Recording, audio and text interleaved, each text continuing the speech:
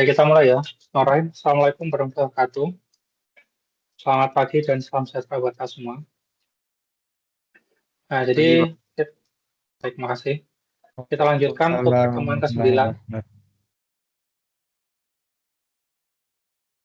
Kita lanjutkan pertemuan ke-9, yaitu tentang turunan dalam fungsi jawab ubah atau lebih. Jadi yang kemarin tuh sudah kita selesaikan. Kita masuk ke bahasan baru, yaitu turunan dalam fungsi jawab ubah atau lebih. Di sini akan dibahas adalah definisi fungsi ubah banyak, limit dan kekontinuan, dan turunan parsial. Nah, ini sangat kalkulus sekali. Jadi sangat kalkulus sekali. Jadi capaian belajaran mata kuliahnya adalah mampu memahami turunan dalam fungsi dua ubah atau lebih. Kemudian untuk indikatornya, nanti setiap mahasiswa itu harus mampu memahami fungsi peubah banyak. Kemudian setiap mahasiswa harus mampu memahami turunan parsial. Kemudian setiap mahasiswa harus mampu memahami limit dan kekontinuan. Nah, kita mulai dari yang pertama dulu. Fungsi peubah banyak. Apa itu fungsi peubah banyak? Jadi fungsi peubah banyak adalah fungsi yang memiliki lebih dari satu variabel bebas. Nah, variabel bebas itu apa? Ini. Jadi variabel bebas adalah variabel yang nilainya bebas untuk ditentukan. Nah, jadi contohnya misalkan saya punya fx, y, ini x kuadrat plus 3y, maka variabel bebas dari sini adalah x sama y. Jadi x sama y-nya itu bebas. Kita tentukan nilainya. Jadi mau x-nya 0, y-nya 7 boleh, x-nya 5, y-nya 2 boleh, x-nya 4, y-nya 3 boleh, x-nya negatif 10, y-nya negatif 10.000 juga boleh. Nah, itu. Jadi suatu variabel yang nilainya bebas ditentukan itu namanya variabel bebas. Jadi fungsi banyak adalah fungsi yang memiliki lebih dari satu variabel bebas. Nah, biasanya variabel bebas itu dia ada variabel yang ada dalam kurung ini biasanya. Jadi f itu nama fungsinya, f ini nama fungsi f, kemudian yang dalamnya ini adalah variabel bebas. Nah, kemudian nilai fungsinya apa? Nilai fungsinya adalah x kuadrat plus 3y. Nah, misalkan saya tentukan variabel bebasnya x-nya sama dengan 1, x-nya sama dengan 1, y-nya sama dengan 2. Kira-kira berapa nilai fungsinya ini? Ada yang tahu? Ketika x-nya ini saya ganti 1, y-nya saya ganti 2, nah, x-nya 1, y-nya 2, kira-kira nilainya ini berapa? Ada yang tahu berapa? Silakan.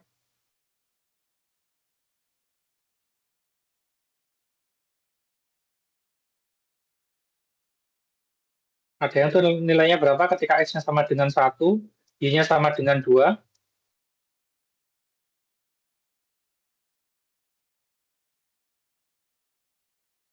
Oke, tidak ada yang tahu ya? Oke. Tinggal dimasukkan aja berarti. Tinggal dimasukkan saja. Tinggal dimasukkan saja. Oh ya, suara saya apakah terdengar ya? Suara saya.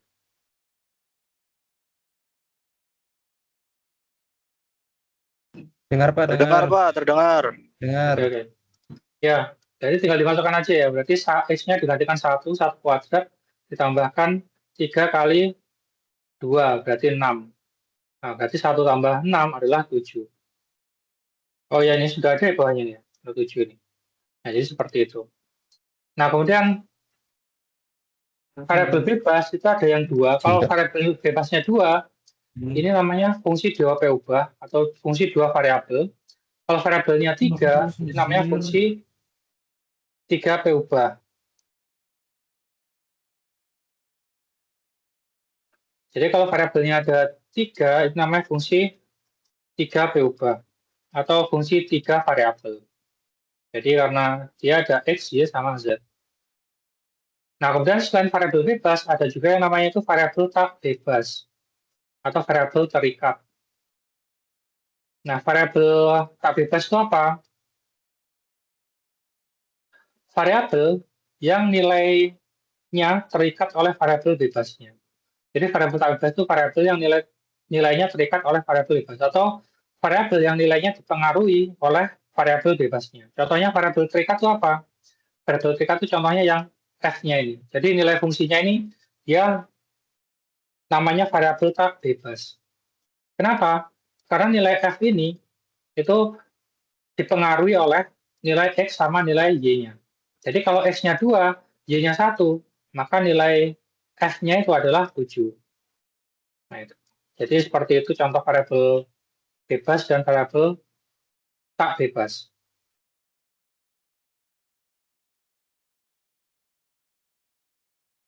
Nah, ini contohnya saya punya fungsi f. Misalkan saya punya fungsi f, variabelnya ada 2, x, y sama dengan x kuadrat tambahkan 3y.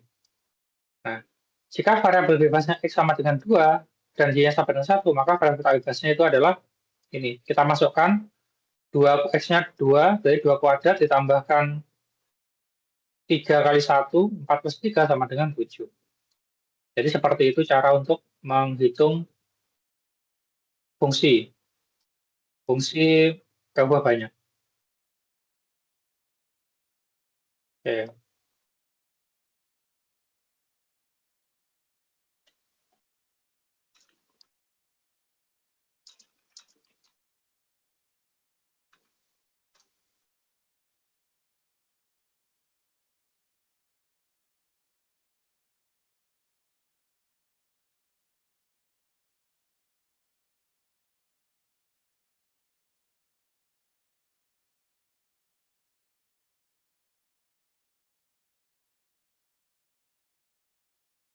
Nah, kemudian, ketika kita sudah punya fungsi, jadi fungsi perubahnya itu apa? Fungsi yang variabel bebasnya itu lebih dari 1, bisa 2, bisa 3, bisa 4, bisa 5, dan seterusnya. Bisa 6. Nah, kemudian bagaimana menggambar fungsi dua P ubah? Nah, itu. Jadi ketika P ubahnya ada 2, atau variabelnya itu ada 2, ini variabel X sama variabel Y, maka gambarnya nanti akan direpresentasikan dalam ruang 3 dimensi.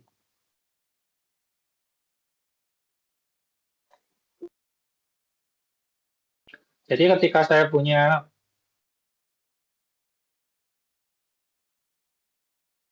ini fungsi DOP ubah, maka gambarnya nanti akan direpresentasikan dalam ruang 3 dimensi. Di mana sumbu X sama sumbu Y-nya adalah variabel bebasnya dan sumbu Z-nya adalah nilai fungsi atau variabel tak bebasnya.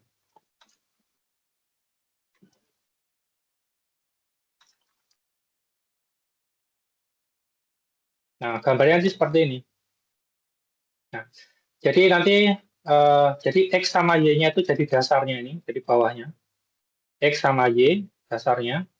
Kemudian nilai fungsinya itu di atasnya sini. Jadi ada Z. Nah, Z ini sama dengan nilai fungsi fx, y-nya. Jadi Z-nya itu di atasnya sini nanti. Ya, jadi gambarnya nanti bentuk berada pada ketika perubahannya atau variabelnya ada 2, suatu fungsi variabelnya ada 2, nanti gambarnya ada di ruang 3 dimensi. Dan ini untuk teknik mesin itu sangat penting sekali. Karena ketika kita merancang suatu blok mesin, nah itu desainnya itu menggunakan, ada berapa yang menggunakan fungsi matematika seperti itu. Nah, jadi itu. Nah, makanya apa menggambar fungsi 2P ubah ini sangat penting sekali.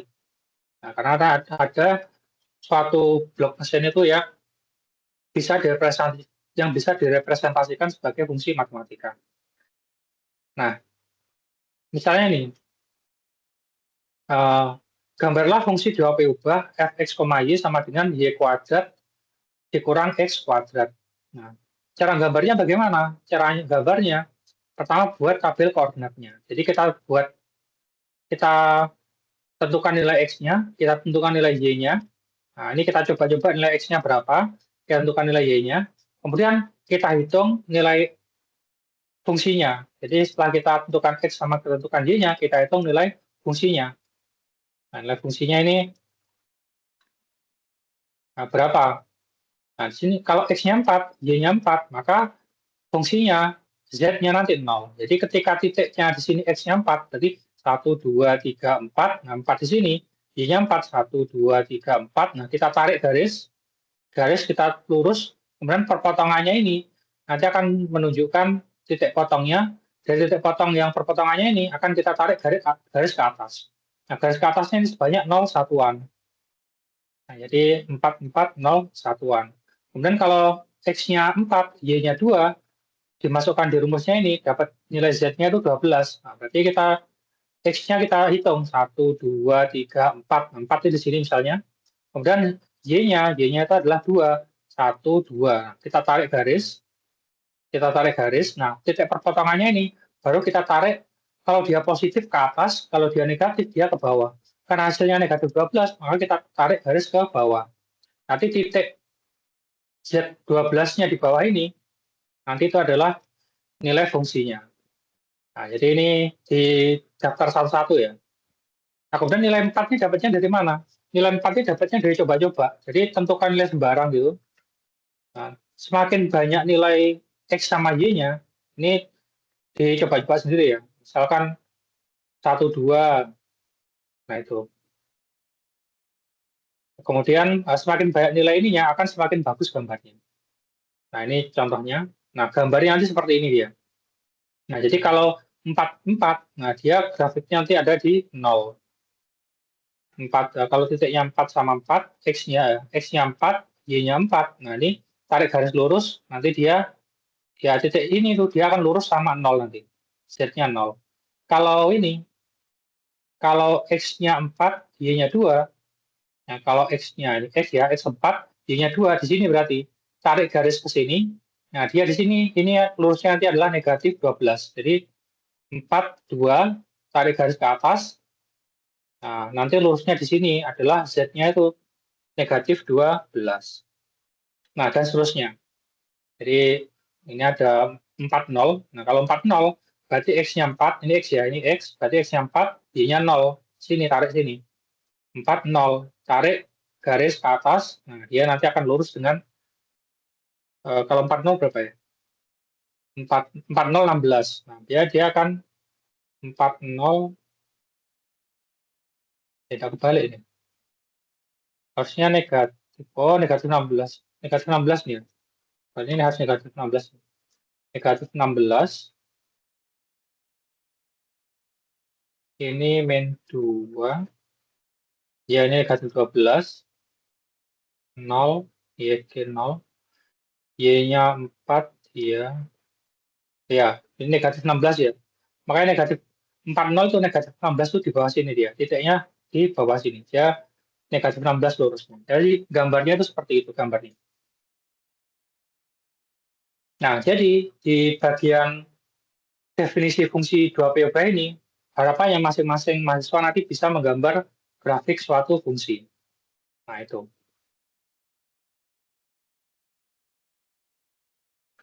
Nah, berikutnya adalah limit dan kekontinuan.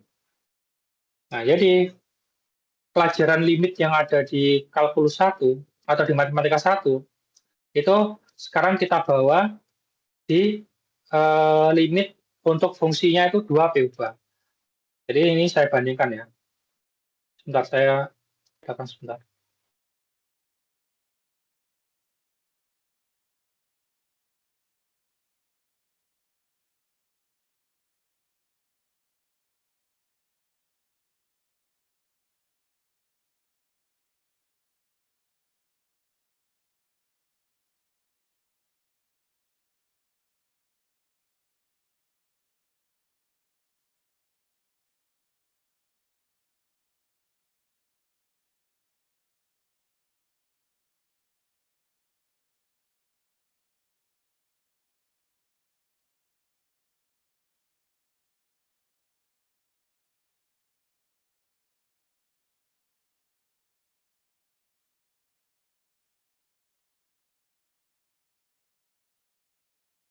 Baik, saya lanjutkan. Oke, mungkin kita lihat untuk yang limit di uh, kalkulus itu ya, Pak. Kalkulus 1. Nanti kita bandingkan. Limit di kalkulus 1 sama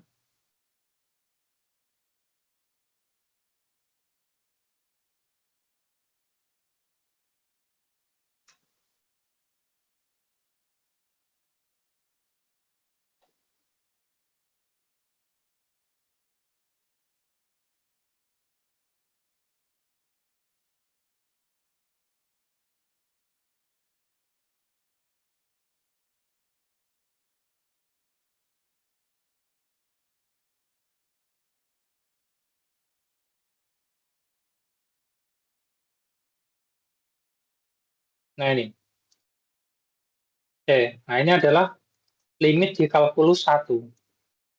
Nah, kita bandingkan ya. Jadi kalau di limit di matematika 1 atau kalkulus 1, itu dia jangan limit. Dia fungsinya, perubahannya atau variabelnya itu dia hanya satu. Jadi fx saja. Jadi sini adalah x pangkat 3 kurang 1 dibagi dengan x. Jadi variabelnya itu hanya satu variabel saja dia x saja.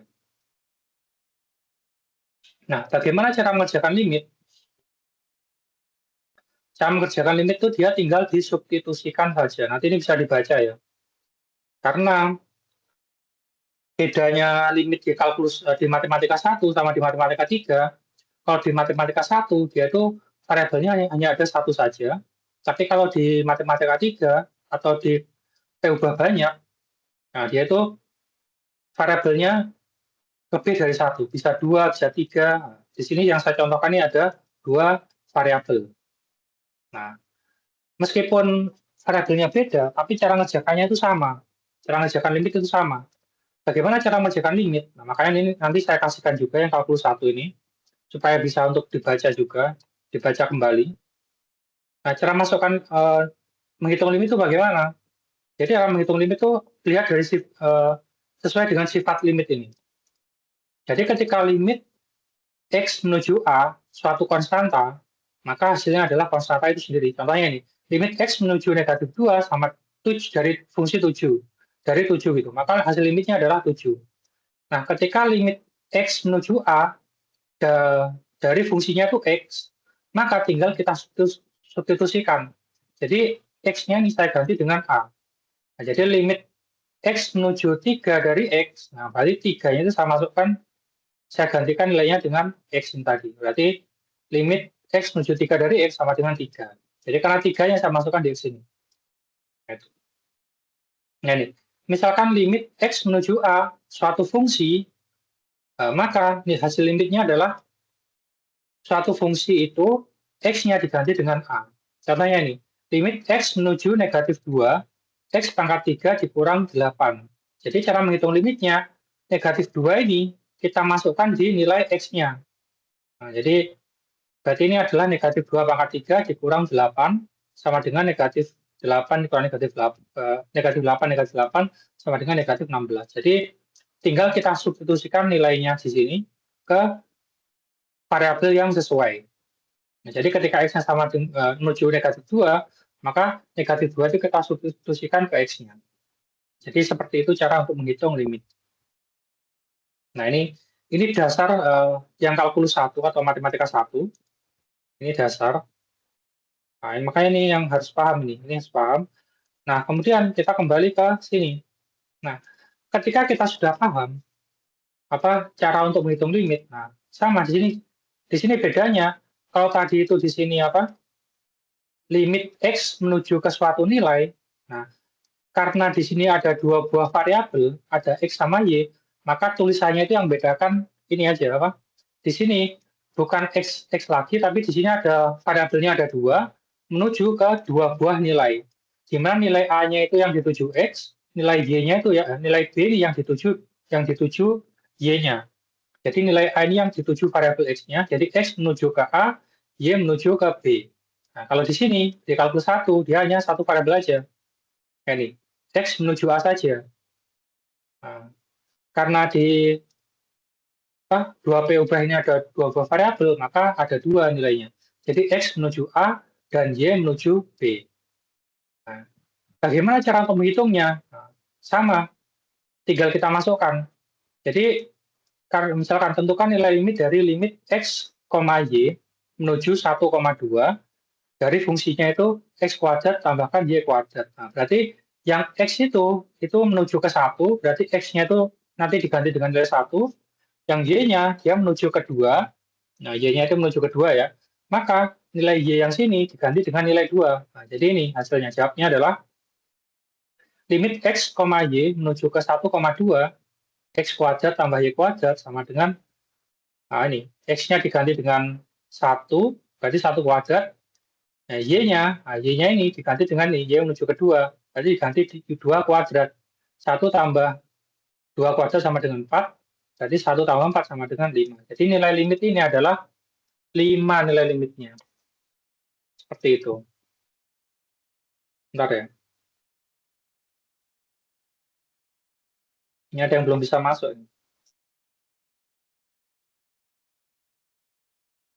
Oke, sebentar.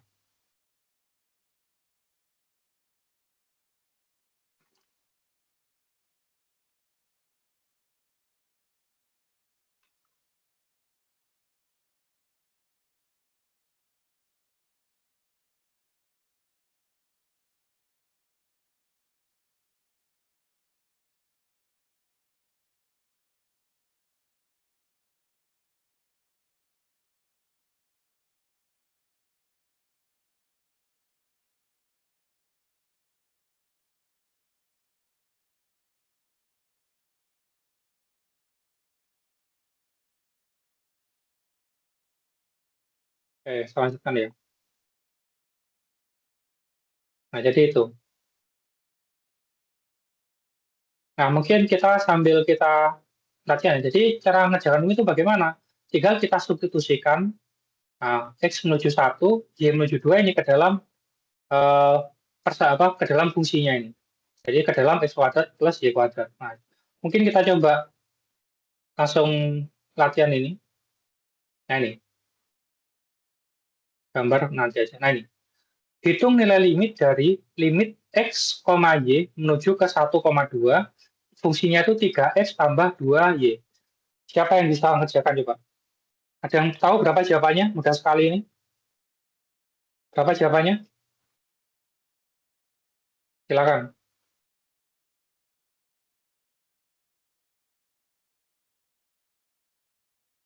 Ada yang tahu berapa jawabannya?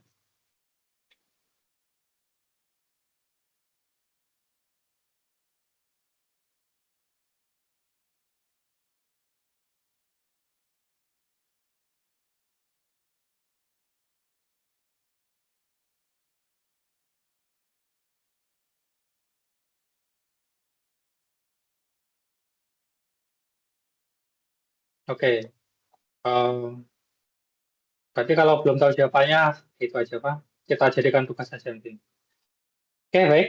Biar lebih paham juga. Oke, saya jelaskan dulu aja kalau gitu ya. Oke. Nah, jadi cara masukkan limit itu seperti itu. Cara ngitung limit itu tinggal masukkan nilai X sama Y-nya. Nah, mungkin kalau kita di sini malu, kalau ngerjakan nanti mungkin tidak malu. Kenapa? Ngerjakan sendiri kan. Baik.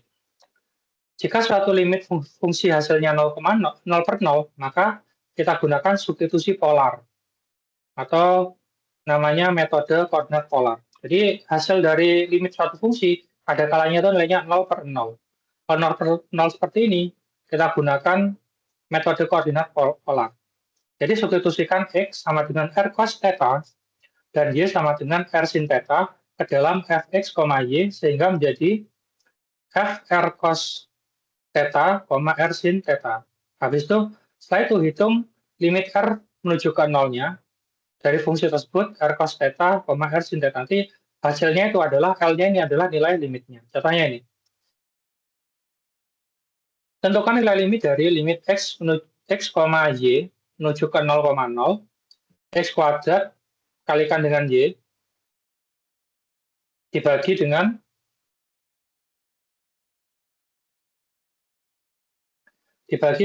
X kuadrat plus Y kuadrat.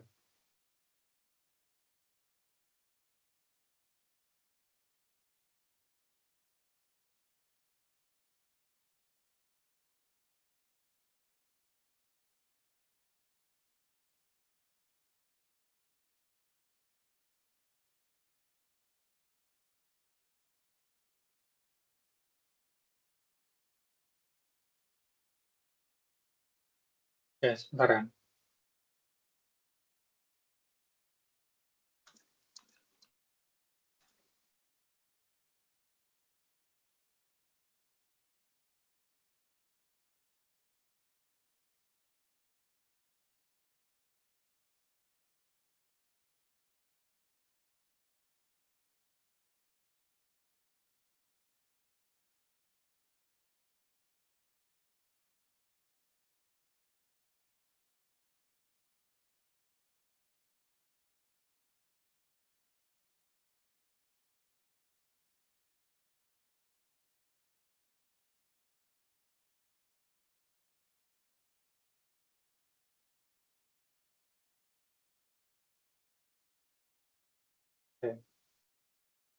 Lanjutkan.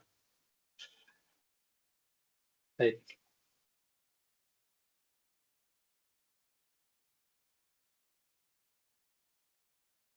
Nah, lanjutkan. Limit ini sudah. Nah, ini. Jadi nilai limit itu ada kalanya dia bentuknya 0 per 0. Nah, contohnya ini, limit x, y menuju 0,0, x kuadrat dikalikan dengan y dibagi dengan x kuadrat plus y kuadrat. Nah, eh, kita hitung. Kalau hitung limit kan tinggal kita masukkan aja ya. X-nya sama dengan 0, y-nya sama dengan 0. Maka hasilnya adalah 0 kuadrat kalikan 0 dibagi dengan 0 kuadrat plus 0, hasil 0 per 0. Nah, kalau 0 per 0 ini baru kita gunakan metode koordinat polar. Nah, itu. Bagaimana cara menggunakannya? Kita substitusikan nilai X-nya ini. Jadi X-nya ini kita gantikan nilainya dengan R cos theta. Dan Y-nya dengan R sin theta ke dalam Fx, Y. Sehingga menjadi F R cos theta, R sin theta. Nah, jadi kita substitusikan nilainya.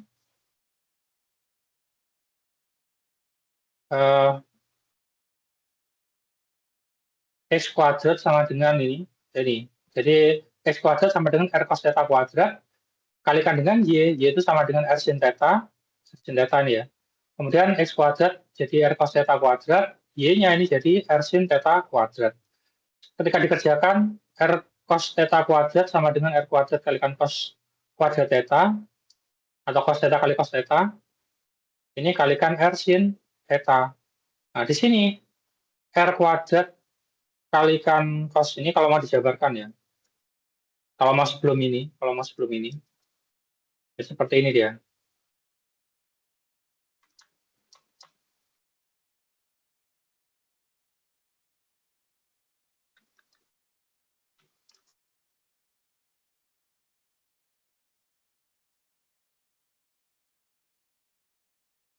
Nah, jadi R kuadrat. Nah, ya seperti itu. Nah, karena ini ada sama-sama R kuadratnya, karena ada sama-sama R kuadrat, maka R kuadratnya saya keluarkan. Jadi R kuadratnya saya keluarkan, nah, saya kalikan dengan ini, cos kuadrat theta sama sin kuadrat theta. Jadi R kuadrat kali cos kuadrat theta, R kuadrat kalikan cos kuadrat theta, tambahkan R kuadrat kali sin kuadrat theta. Sama ya, jadi ini sama ini itu sama. Nah, karena R kuadrat, sini ada R kuadrat, di bawahnya ada R kuadrat, maka hasilnya 1. Ini bagi ini sama dengan 1. Kemudian, ini ada rumus trigonometri. Jadi ketika saya punya sin kuadrat theta ditambahkan cos kuadrat theta atau dibalik, cos kuadrat theta tambahkan sin kuadrat theta, itu rumus bakunya itu sama dengan 1. Nah, makanya ini nanti bisa jadi 1. Jadi R kuadrat kali 1. R kuadrat bagi R kuadrat sama dengan 1. Nah, sisanya tinggal apa? Sisanya tinggal R-nya ini cos kuadrat sama sin theta. Nah, jadi sisanya tinggal R cos kuadrat theta kalikan dengan sin theta. Baru setelah, ya ini kan F fungsi R cos theta, R sin theta ya. Nah, baru kita hitung limit R menuju ke 0 dari fungsinya ini tadi. Nah, fungsinya tadi adalah R cos kuadrat theta kalikan sin theta. Berarti limit R menuju ke 0, R cos kuadrat theta kalikan sin theta. Kita masukkan, R-nya sama dengan 0, berarti 0 dikalikan cos kuadrat theta kalikan sin theta. 0 kalikan bilangan apapun, hasilnya adalah 0. Nah, berarti sama dengan 0. Nah, sehingga nilai limit dari ini hasilnya adalah 0. Nah, jadi seperti itu cara menghitung limit ketika dimasukkan biasa, hasilnya 0 per 0. Kita gunakan metode koordinat polar. Jadi seperti itu. Berikutnya adalah kekontinuan. Kontinuan. Fungsi f yang punya variabel x sama y, ini fungsi 2p ubah. Fungsi 2p ubah. Atau fungsi 2 variabel. Kenapa dia dikatakan 2 variabel? Karena dia punya variabel x sama y. Fungsi p ubah. Dikatakan kontinu di titik A, B jika kita hitung dulu f A, B-nya itu terdefinisi, kemudian limit x, y menuju A, B dari fungsinya itu ada nilainya. Kemudian yang ketiga, nilai limit x, y menuju AB, fx, y itu hasilnya harus sama dengan nilai fungsi yang nomor satu ini. Hasilnya harus sama dengan nilai FAB-nya. Jika salah satu syarat tidak terpenuhi, maka fungsi tidak kontinu di titik tersebut. Nah, contohnya ini. Apakah fungsi fx, y, x kuadrat plus y kuadrat kontinu di titik 1,2? 1,2. Nah, pertama kita cek syarat kontinu. Nah, kita cek yang apakah FAB-nya terdefinisi. Nah, ini kita cek yang ini. Nah, kita masukkan aja. Yang mau dicek adalah kontinu di titik 1,2. Berarti A, B-nya ini. Nah, kontinu di titik A, B ya. Berarti A, B-nya itu nilainya 1,2. Nah, berarti kita hitung nilai F1,2. Kita masukkan sini. Satunya itu menggantikan X, duanya itu menggantikan Y. Berarti kita masukkan 1 kuadrat ditambahkan Y-nya itu 2 kuadrat. 1 kuadrat tambah 2 kuadrat sama dengan 1 plus 4 sama dengan 5. Jadi FAB ini dia terdefinisi dengan nilai 5. Jadi nilai F12 itu nilainya adalah 5. Berikutnya kita hitung limitnya. Nah, kita kan sudah belajar limit di atas ini tadi. Hitung limit kan tinggal masukkan nilai variabelnya ke dalam fungsinya ini kan. Nah, kita cek apakah limit x, y menuju ke AB, fx, y itu ada. Apakah ini ada? Kita masukkan limit x, y menuju ke 1,2 dari x kuadrat tambah y kuadrat. Jadi kita masukkan. Jadi x-nya itu sama dengan 1 kuadrat, ya y-nya ini sama dengan ini, 2 kuadrat. Berarti 1 kuadrat plus 2 kuadrat hasilnya sama dengan 1 plus 4 sama dengan 5. Ada dengan nilainya itu 5. Berarti limitnya itu ada, nilainya itu berapa? Nilainya 5. Baru yang terakhir kita cek. Yang terakhir itu kita cek. Oke. Yang terakhir itu kita cek apakah nilai limitnya, apakah nilai yang B ini sama dengan nilai yang pertama, yang A ini. Nah, yang limitnya itu nilainya adalah 5. Nah, jadi yang ini saya warnai beda ya. Misalkan biru sama hijau. Ini biru, ini hijau. Yang ini biru, biru, sama biru.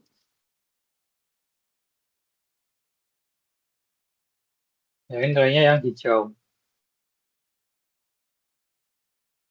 Nah, jadi yang apakah limitnya sama dengan fungsinya? Yang hijau, ini yang biru.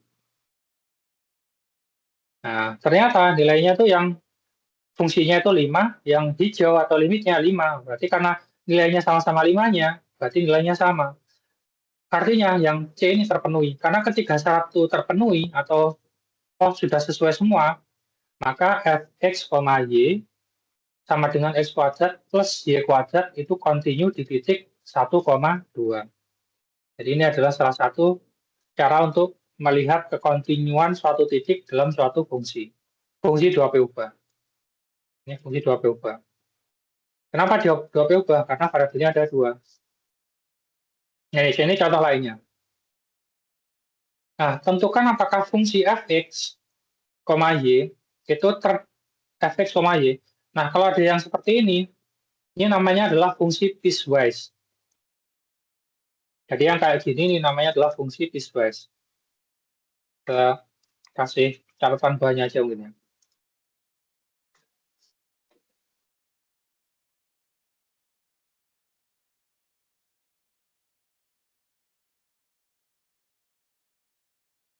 Ini. Jadi fungsi yang ada tanda kurung awalnya ada berupa pilihan seperti ini, itu namanya fungsi piecewise.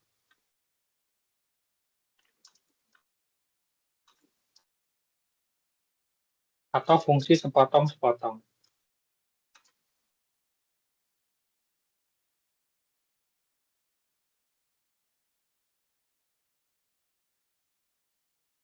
Fungsi sepotong-sepotong.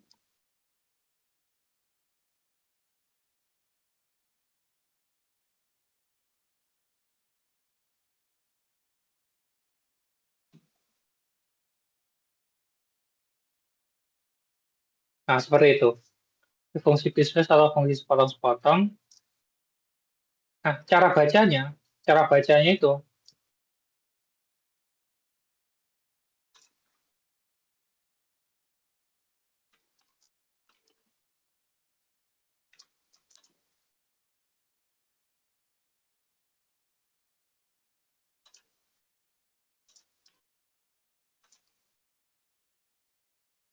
Bernilai sesuai dengan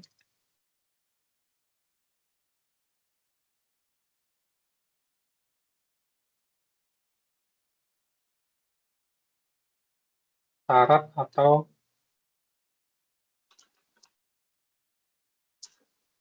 itu. Nah,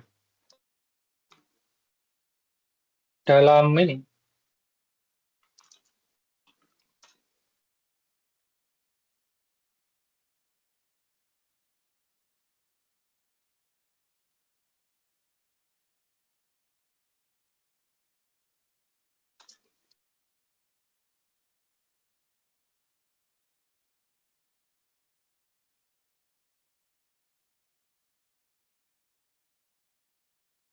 jika x koma y-nya, jika x koma y-nya itu dia nilainya tidak sama dengan 0. Nah, contoh. Misalkan saya ambil f 1,2.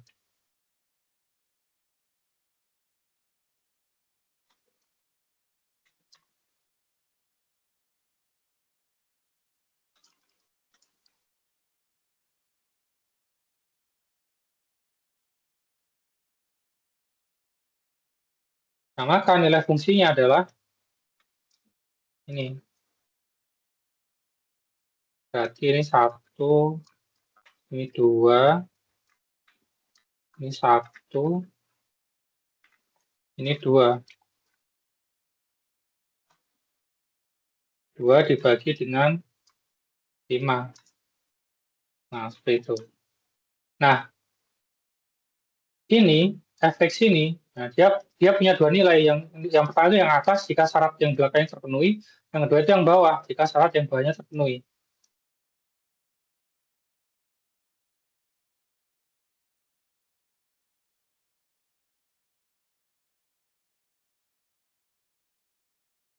Nah, yang bawahnya dia akan bernilai 0. Nah, ini akan bernilai 0 jika syarat yang bawahnya ini terpenuhi, jika XY-nya sama dengan 0. Nah, contohnya F 0, 0.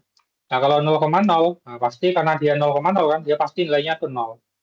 Karena dia menggunakan fungsi yang nilai yang bawah ini. Karena dia menggunakan nilai yang bawahnya itu tadi. Nah, jadi seperti ini penjelasan dari fungsi piecewise ini. Nah, kita akan lihat apakah dia continue di titik 0,0. Nah, pertama jawabnya adalah cek syarat continue. Nah, yang pertama apakah f a, b-nya terdefinisi atau nilai fungsi di titik a, b-nya terdefinisi. Dia continue di mana? Nah, di 0,0, berarti a sama b-nya 0,0.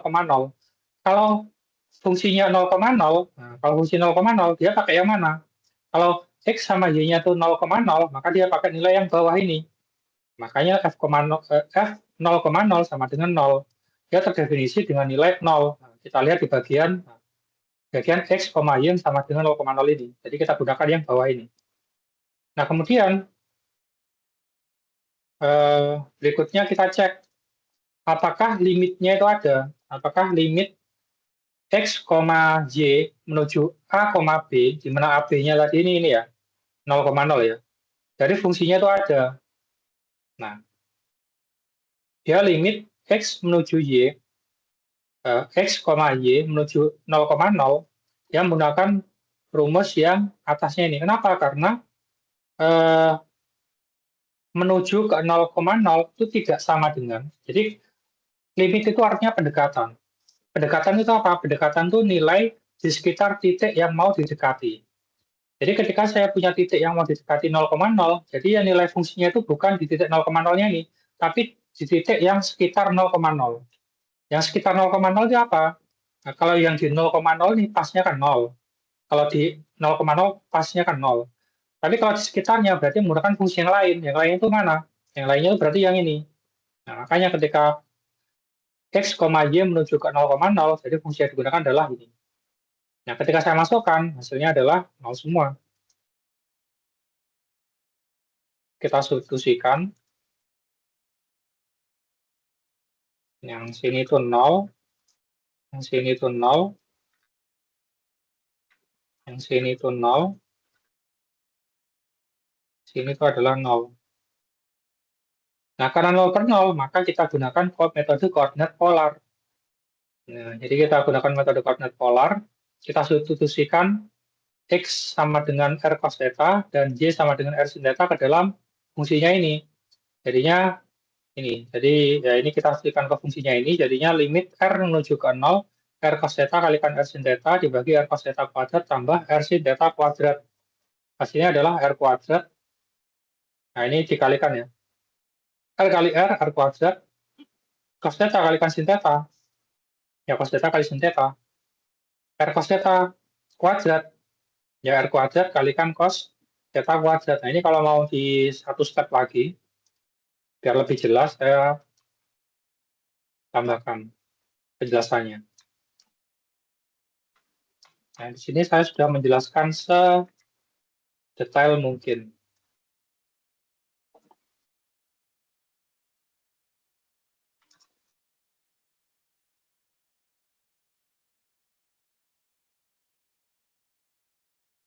Nah, ini.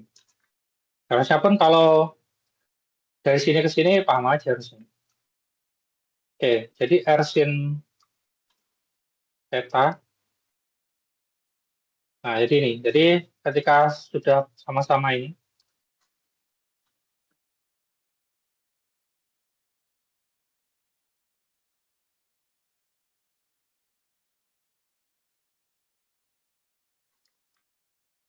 nah jadi ya, jadi ada R kuadrat, R kuadrat saya keluarkan, di sini saya keluarkan kayak gini, jadi dikalikan R cos theta plus R sin theta. Jadi apakah ini sama dengan ini? Nah, sama, dikalikan aja R kuadrat kali cos kuadrat theta, R kuadrat cos kuadrat theta, tambahkan R kuadrat kalikan sin kuadrat theta, sama kan? R kuadrat kalikan sin kuadrat theta.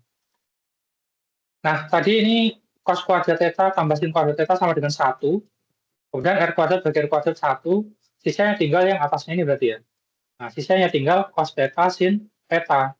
Nah, ingat, rumus limit ketika di sini tidak ada variabel R-nya, berarti ini kan berarti satu konstanta gitu aja kan. Nah, berarti nilainya tetap ini sendiri. Nilainya tetap ini sendiri. Jadi, hasil limit R menuju ke 0 karena tidak ada nilai R-nya. Tetap hasilnya itu cos theta sin theta. Nah, ini kan bukan berupa suatu nilai ya, masih berupa suatu uh, fungsi cos theta sama sin theta. Baru kita analisis. Nah, inilah gunanya analisis matematika. Jadi kita tidak hanya masuk-masukkan nilai aja ya, tapi kita harus bisa analisis juga.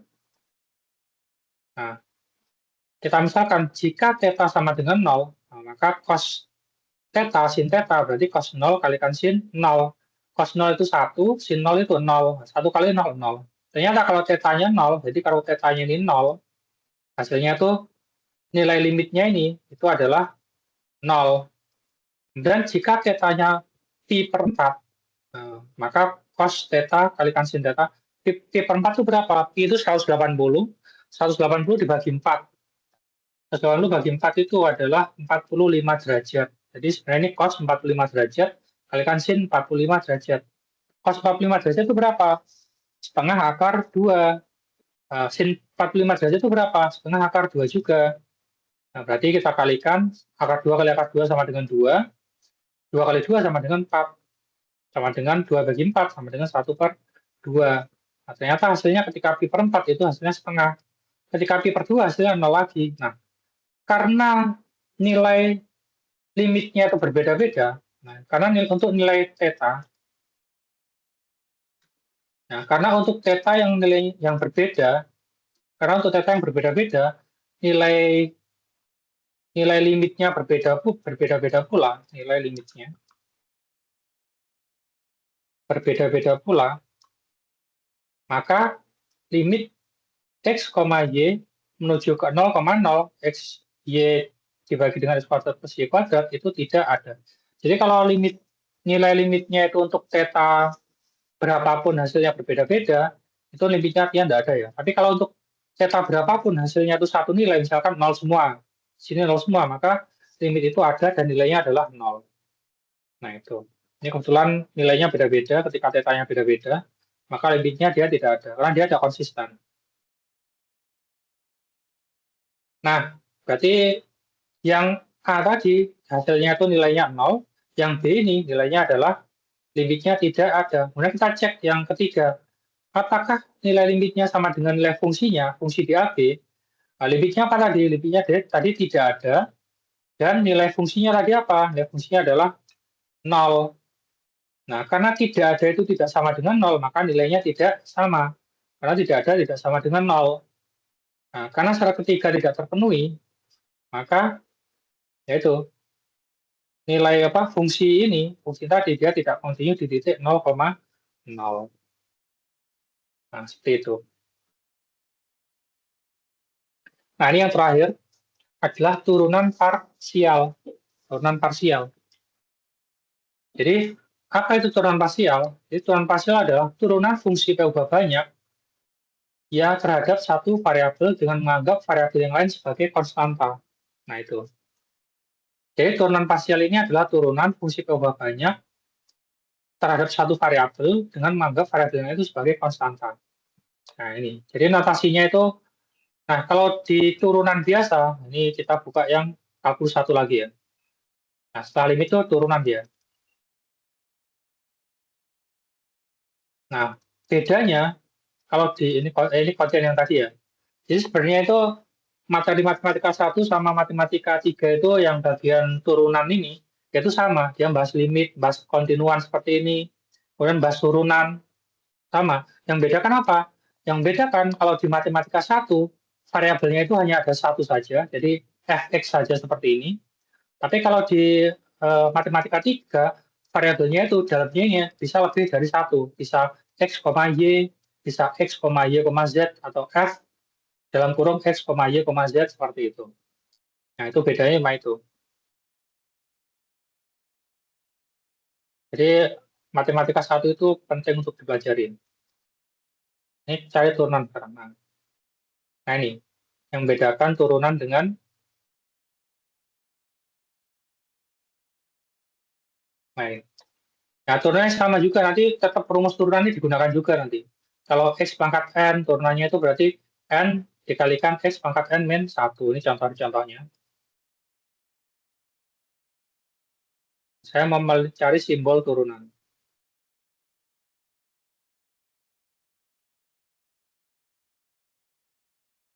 Ini pembagian. Nah, ini. Jadi kalau simbol turunan, yaitu bisa disimbolkan sebagai D, fungsinya baru dx. Jadi di sini menggunakan rumus simbol D, fungsinya baru di dx di bawahnya ini. Atau notasi turunan ada di atas ya.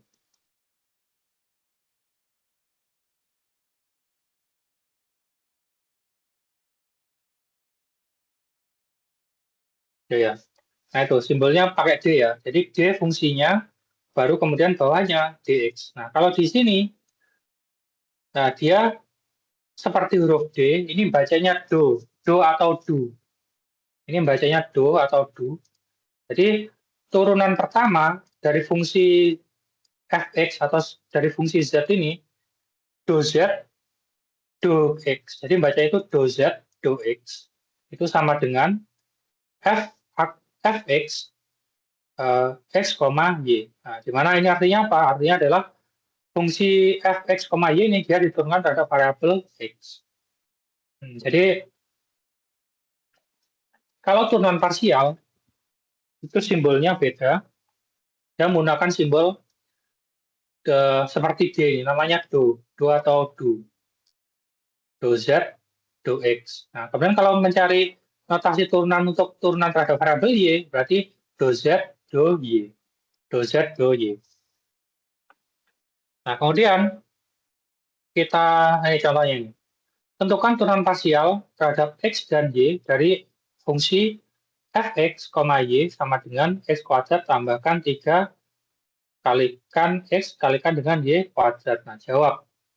Nah, kita cari turunan parsial terhadap X. Berarti Fx ini ya, Fx-nya ya.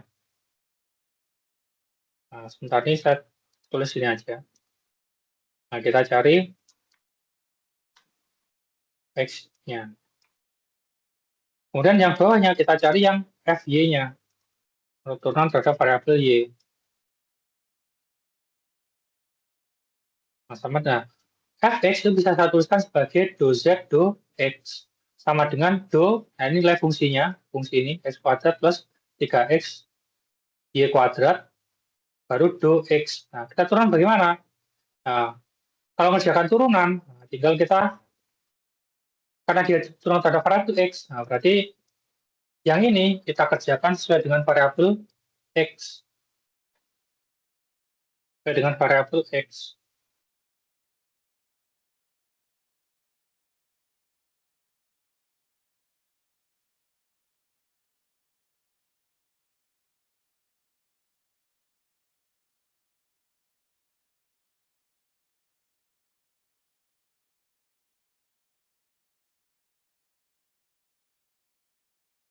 Nah,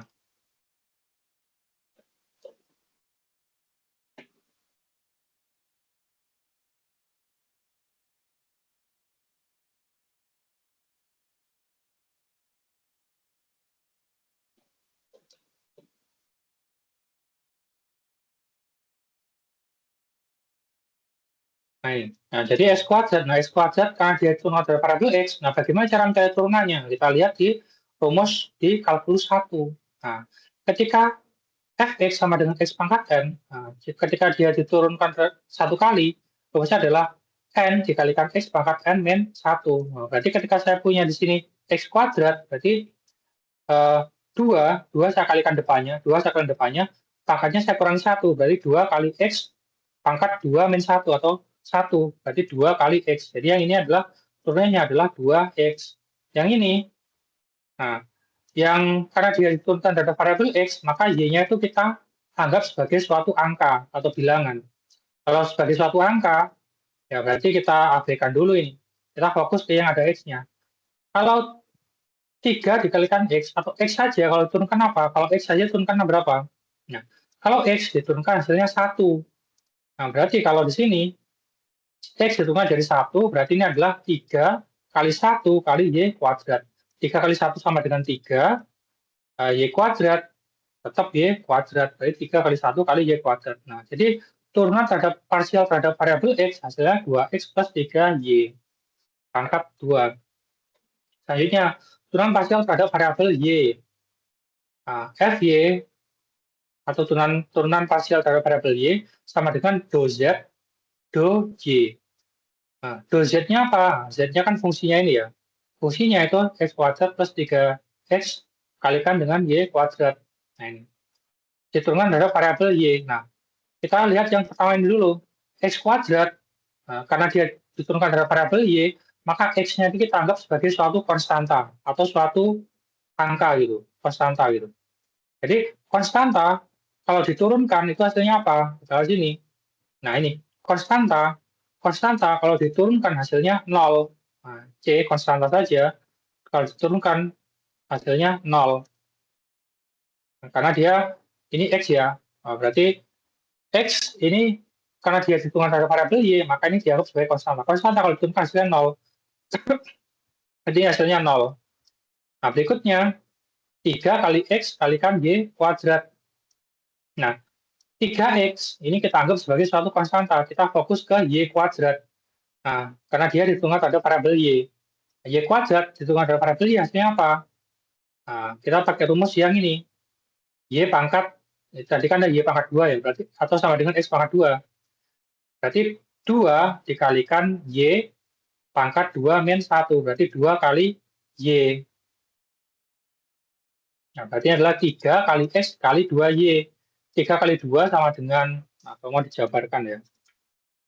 Mau dijabarkan. Ini sudah enggak, ini berarti. Mau dijabarkan ini adalah 3, X kita tetap. Nah, yang belakangnya yang Y kuadrat, misalnya 2. dikalikan Y, nah 3 kali itu. Berarti 3 kali 2 sama dengan 6, X kali Y sama dengan XY. Berarti 0 plus 6 XY. Hasilnya sama dengan 6XY. Jadi seperti itu cara untuk mencari turunan parsial dari suatu fungsi. Nah, kemudian ini untuk turunan parsial yang pertama. Jadi turunan parsial itu ada yang namanya turunan parsial kedua. Nah, turunan parsial kedua itu apa? Turunan parsial kedua itu adalah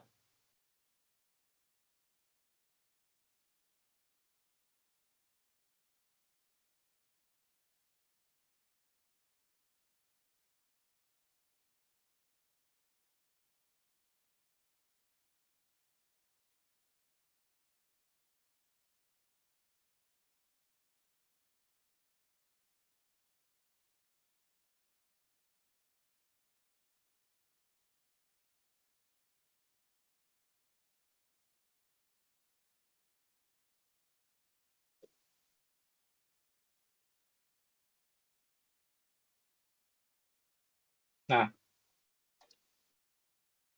turunan turunan parsial kedua itu apa? Turunan parsial kedua adalah turunan parsial yang diturunkan terhadap variabel. Jadi dia itu diturunkan pertama, kemudian dari turunannya ini dia diturunkan lagi. Itu turunan parsial kedua. Jadi dia diturunkan sebanyak 2 kali. Nah, turunan parsial kedua itu ada 4 macam. Ada, nah misalkan variabelnya ada 2 ya, ada 4 macam. Bisa fxx atau turunan terhadap X diturunkan lagi terhadap X, atau bisa dituliskan tuh do kuadrat Z, do X kuadrat. Ini saya balik aja ini.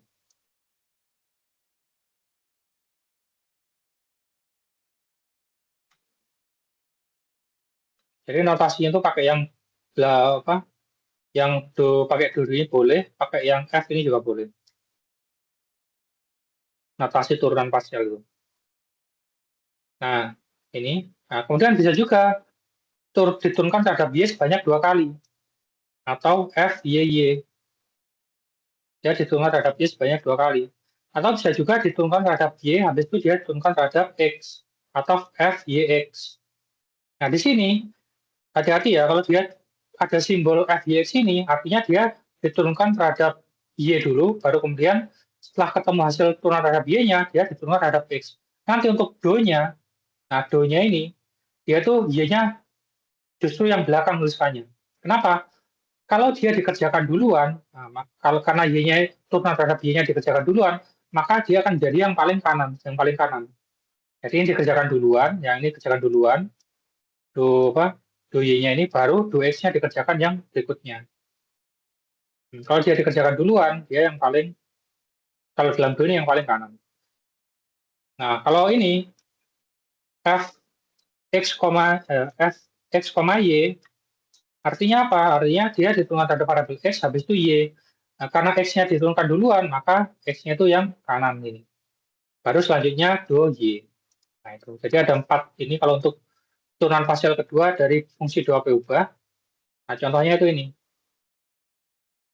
Oh ya, jika fungsi 2P ubah itu continue, jadi ketika fungsinya itu continue, maka nilai turunan fx, y itu pasti sama dengan turunan yx. Jadi fxy itu nilai turunannya itu sama dengan fyx nanti.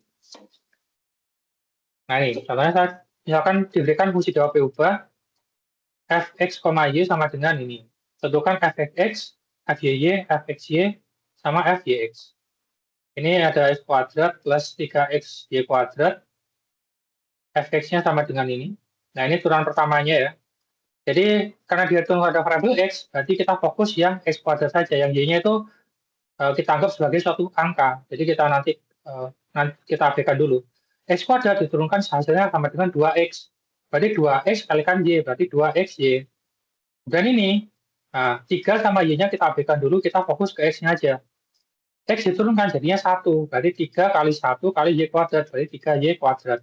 Kemudian dari sini, dia diturunkan satu lagi terhadap variabel x. Nah, kita fokus 2 sama y-nya kita abaikan dulu. Kita fokus ke x.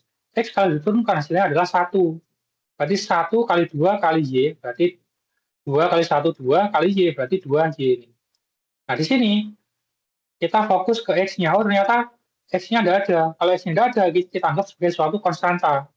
Konstanta itu kalau diturunkan apa hasilnya? Nah, konstanta kalau diturunkan hasilnya adalah 0. Makanya di sini itu kalau diturunkan terhadap X hasilnya 0. Berarti 2Y tambah 0 sama dengan 2Y. Itu contoh f x-nya. F y-nya juga sama. Sama kita ketika diturunkan pada variabel Y, maka kita fokus ke Y ini aja. X-nya ini kita abaikan dulu. Y diturunkan jadinya 1 kali X kuadrat, berarti X kuadrat. Nah, di sini, ini kita abaikan dulu, Y kuadrat diturunkan jadinya 2 kali Y, nah, 2 kali Y kali 3X, berarti 6XY. Kemudian dari sini kita turunkan terhadap variabel Y lagi.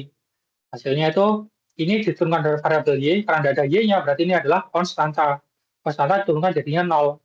Yang ini, nah ini ada Y-nya. Y diturunkan jadi 1. 1 kali 6X berarti 6X. Jadi 0 tambah 6X sama dengan 6X. Jadi turunan FYY-nya itu adalah 6X. Dan seterusnya, ini juga sama. Kemudian, ini contoh yang fungsi dua variabel lainnya. Tentukan, diberikan fungsi dua variabel fx, y sama dengan e pangkat x, x kalikan y, e pangkat x kali y. Tentukan fxx-nya. Nah, diketahui fx, y sama dengan ini. Nah, ingat, ketika saya ingin mencari, di sini saya mencari turunan terhadap X, kemudian turunan lagi terhadap X ya. Pertama kita cari turunan pertama terhadap X, X-nya. Nah, berarti kalau ini terhadap X, maka Y yang di sini kita abaikan dulu. Jadi kita E pangkat X dikalikan dengan Y. Kita lihat di sini. Nah, yang ada E-nya ini. E pangkat X, kalau diturunkan tetap E pangkat X. Tapi dia ada pengalinya. Dia ada pengalinya di sini. E pangkat dia ada pengali dengan konstantanya. Jadi kita tidak bisa langsung kita masukkan E pangkat, jadi kita tidak bisa langsung masukkan E pangkat X, Y diturunkan tetap E pangkat X, tidak bisa. Karena dia ada pengali konstantanya. Kalau ada pengali konstanta ini, karena rumus turunan itu sama dengan seperti ini, dan di soal terdapat konstanta Y-nya ini, sebagai pengali X, maka dikerjakan menggunakan aturan rantai. Jadi ini kasusnya itu sama dengan ini. Sama dengan yang E pangkat. Karena ada E pangkat.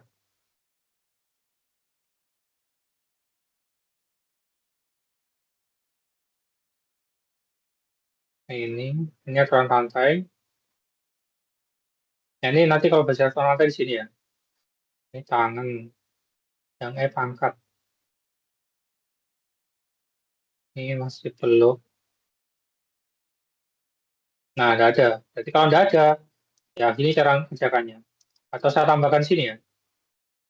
Jadi misalkan saya kasih contoh hubungan aturan rantai itu bagaimana. Saya kasih contoh sini aja. Biar sekalian jadi catatan. Nah, ini cara menghitungnya nanti seperti ini. Tapi saya mau ngasih contoh yang ini saya jelaskan sangat detail sekali ya, Pak. Nih, tidak ada di sini, saya ngulang ke kalkulus 1. Kasih contoh yang kalkulus 1. Nah, misalkan ini, eh, diketahui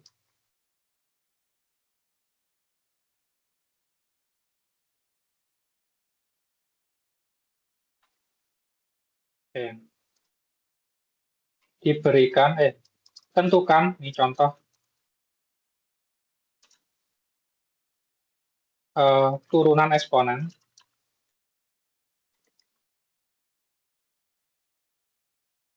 satu variabel yang melibatkan konstanta. Oke. Nah, diketahui, ini saya kasih nomor,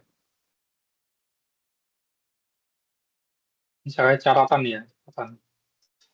Tentukan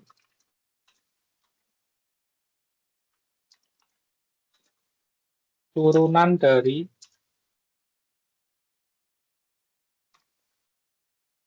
fx sama dengan e pangkat 7x. Permisi Pak, nggak absen Ya, Pak.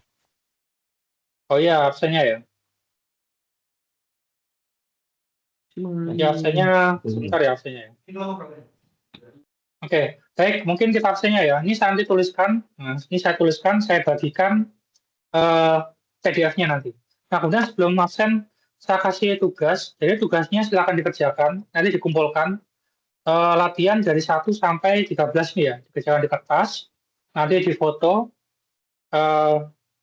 dikumpulkan dalam bentuk file nanti. Saya kasihkan linknya. Jadi seperti itu mungkin tugasnya. Jadi supaya apa? Karena ini sangat penting sekali.